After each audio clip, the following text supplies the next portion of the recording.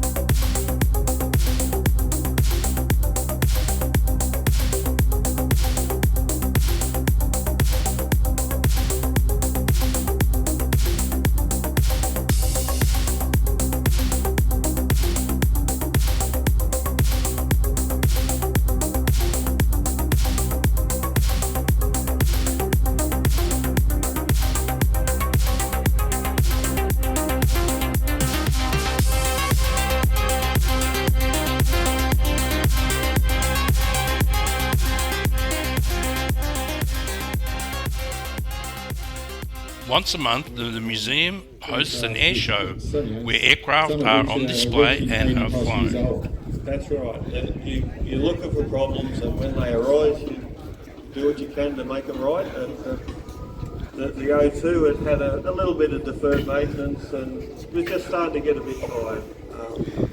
It's a reasonably high-time Vietnam vet.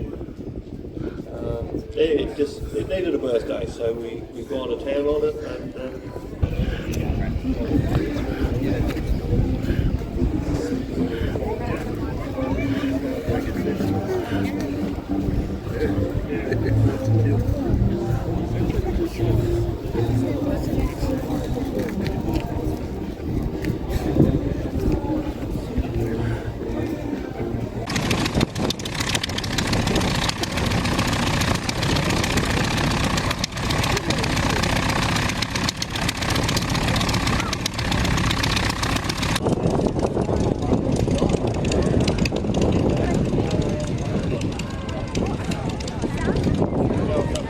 several of these aircraft have tail skids or tail wheels. This was known as the conventional undercarriage because that's how everything started off, with a tail wheel, basically going back to the days of the Blériot, right the way. That aircraft actually flew here during the Second World War.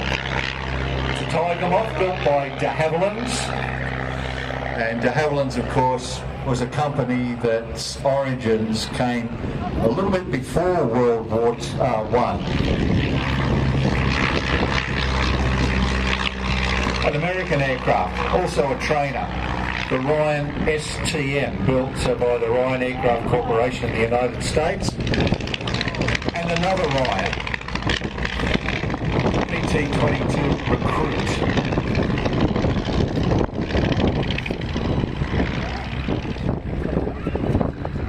Tiger Moth. All of these aircraft are very, very simple, but there is a big design philosophy change between the British aircraft and the Americans.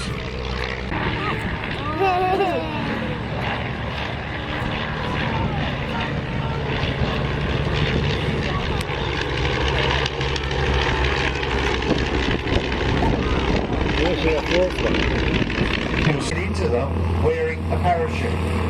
So that was one of the modifications that was undertaken. They built about 200 to 300 of the aircraft on this side, and they built about 1,400 of the recruits. Now that was the basic training aircraft.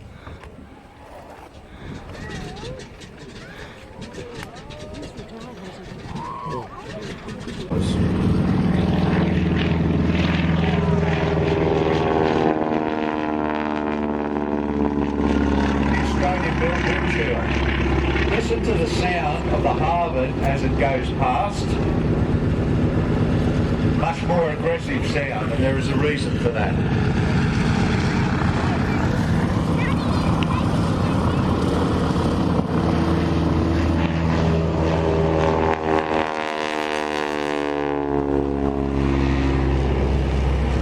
That is basically the sound of the propeller tips going supersonic. It's not the engine at all.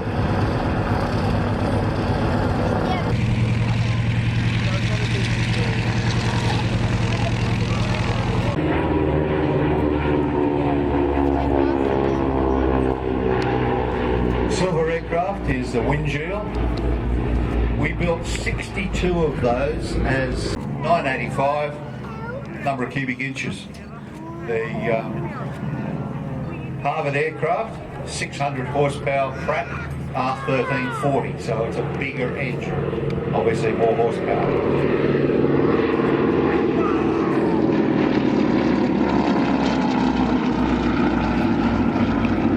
The SNJ aircraft, as they were designated by the US Navy, we used for advanced training. Some of them were also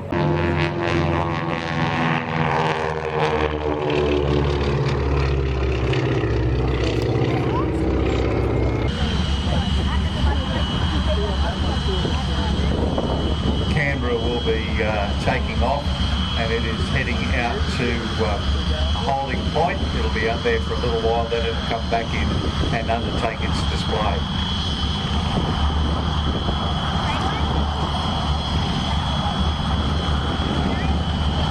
He is being flown by Mick Poole. He actually flew the Ryan STM in our first display.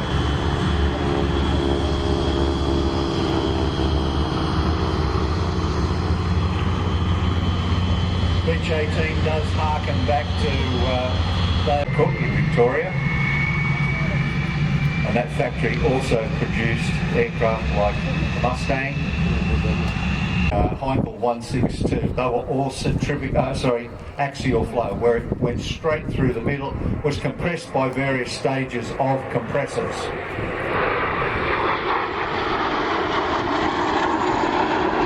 Rolls-Royce Avon engine was very successful.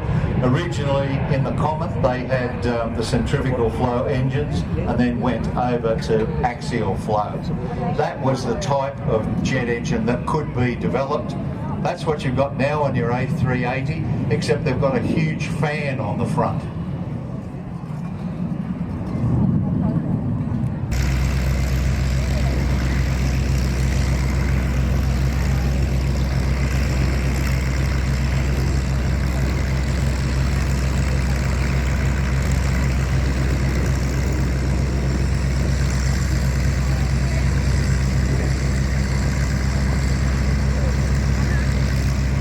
Now, ladies and gentlemen, from the right, the Canberra.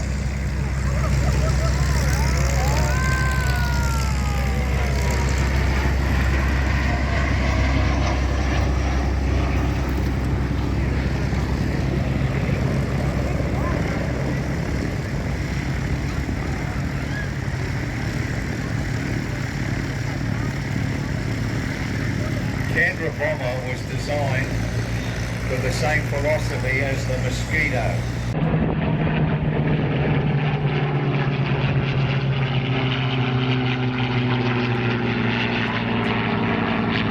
You can see the three very different plan forms of the wings there.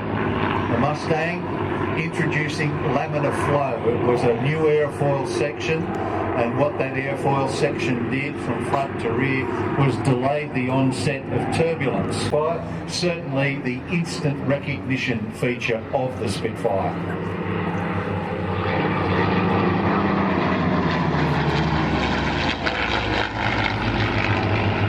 P40 wing, probably unremarkable except for the fact that it was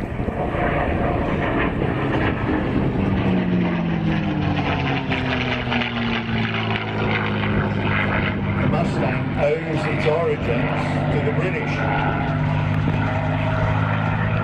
And the French sent purchasing commissions to the United States before the outbreak of war because they could see what was going to happen and know that they needed aircraft for the service and that also their manufactured P-40. So they agreed, and they actually virtually on the spot ordered 320 of these aircraft. That was in March 1940. The prototype didn't fly until